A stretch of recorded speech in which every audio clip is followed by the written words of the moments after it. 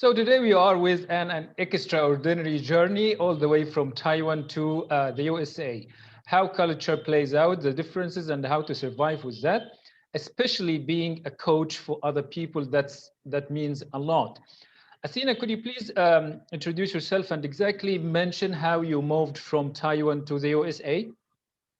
Okay, sure. I came here to the United States about 23 years ago for college. So throughout the 23 years, there's a lot of cultural differences that the cultural identity issue that I have to overcome. But at the time, I had no idea I would be staying in the United States. It was pretty much just for college until you met the special someone, then you get to stay and experience more of a whole cultural spectrum. So that's why. So my other question here, there are main culture differences for women, specifically between Taiwan and the USA. How was that different for you and for your educational choices, especially with the recommendations of your parents? I would say a lot of Asian kids, their career and their path are chosen by their parents. And that's how I know when I grew up. It might have changed in the generation now, but as we grown up, a lot of Asian parents want their kids to either major in like engineered, doctor or lawyer, or in business. And then I remember one of the career path my parents chosen for me, it was either lawyer or in business. And of course, I chose none of that. So I graduated with a multimedia design degree, as you can see. I do exactly opposite of my parents said. That is great. And was it an easy thing to decide against the will of your parents?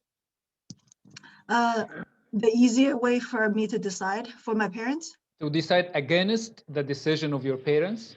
I would say I'm so glad my parents are here because they're so far away and then they can really influence what I choose, I should say. So I would say at the time when I was younger, I just did it secretly until I get my diploma. Then they know I graduated with a different degree. so And how so much yeah. is space, like, is it different for women in the USA than in Taiwan? I think it's all over the world. I mean, there is still a difference pay. It's just not being really talked about.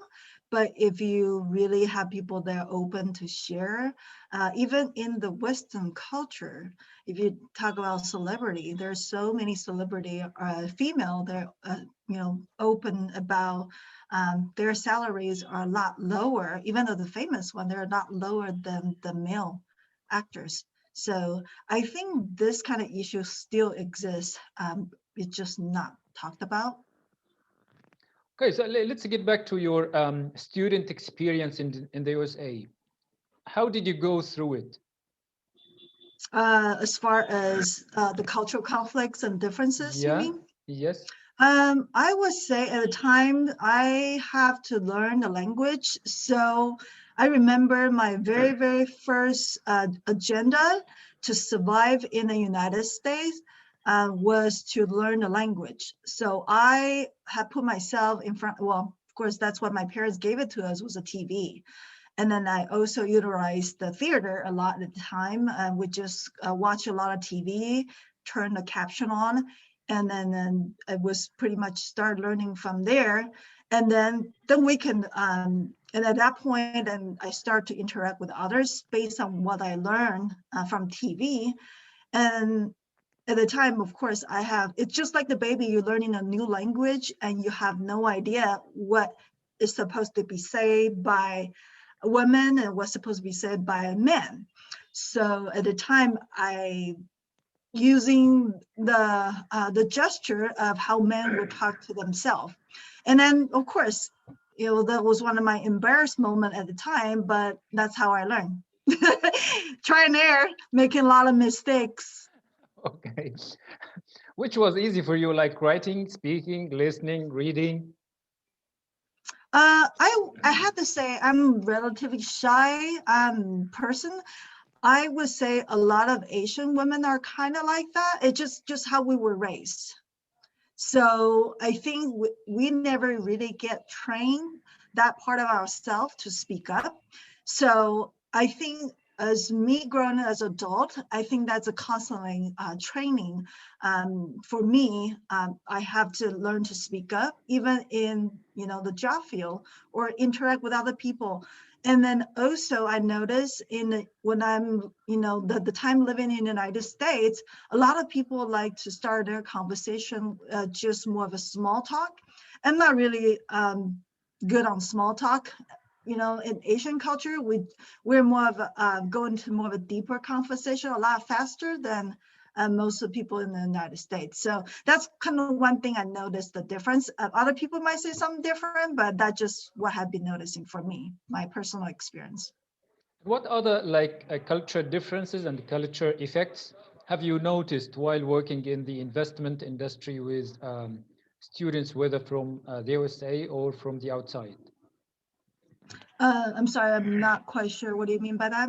If you Wh- can kind of help me what clarify. effects or what differences have you noticed? What affects the students most regarding culture, especially with these students coming to the USA to study? Oh, okay. So when I was in the property management before, um, I noticed a lot of students that come to the United States to study, or even just have a social life and making friends with people. They're always afraid to speak because they're afraid their accent. They're afraid they're not able to speak perfect English, and then they're afraid of being judged. So I have been through all that, and actually through my entire life living in the United States, I constantly having that experience showing up in my past career as well. So it's just something I noticed.